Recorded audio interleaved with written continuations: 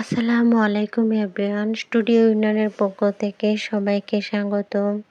আমরা একজন দেশনেত্রী বেগম খালেদা জিয়াকে হারিয়ে ফেলেছি, যিনি বাংলাদেশের প্রথম মহিলা প্রধানমন্ত্রী।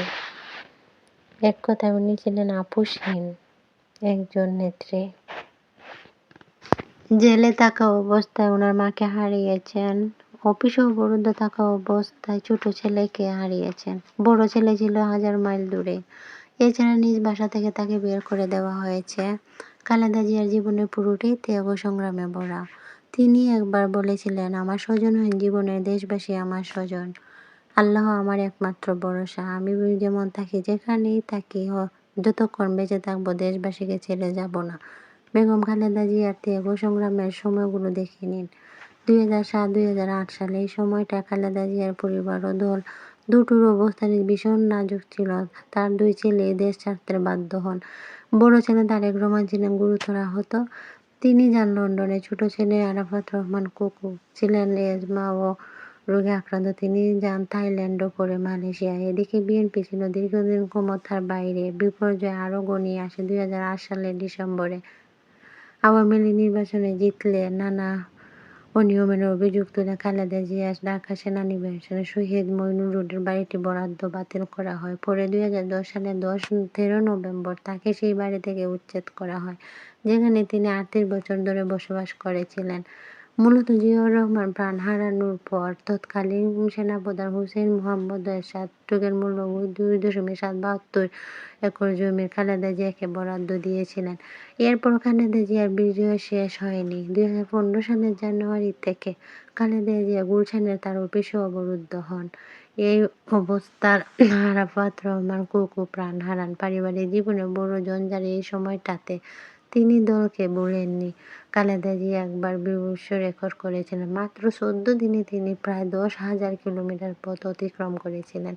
বিজয় বিএনপিকে এমন নতুনভাবে সংগঠিত করতে তিনি একের পর এক জেলা গাড়ি দিয়ে গিয়েছিলেন। শতাধিক জনসভা ও পৌরসভা নির্বাচনী ভোগ উপভোগ করেছিলেন। এভাবে বাংলাদেশের নির্বাচনী অভিযানের ইতিহাসে খালেদা জিয়া রেকর্ড গড়েছিলেন।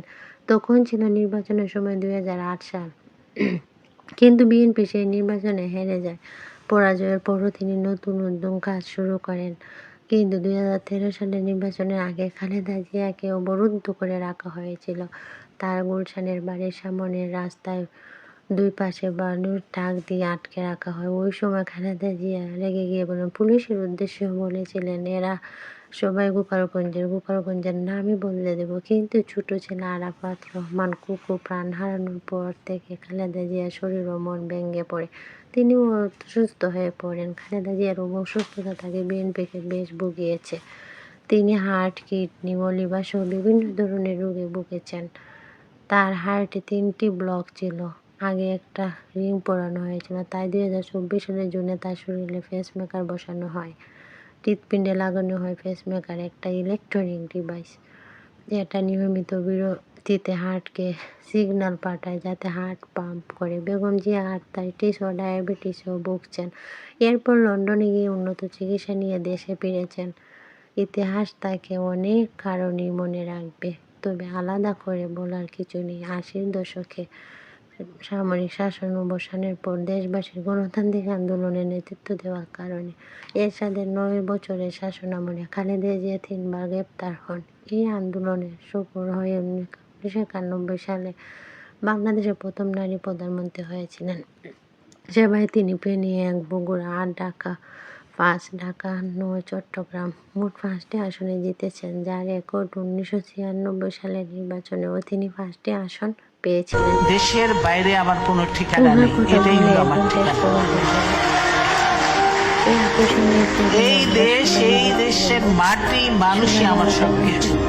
কাজে আমি দেশের বাইরে যাব না। সুন্দর দিবেন এবং সাবস্ক্রাইব করে পাশে থাকবেন। সবাই ভালো থাকবেন, সুস্থ থাকবেন। সবাইকে আবারও আসসালাম।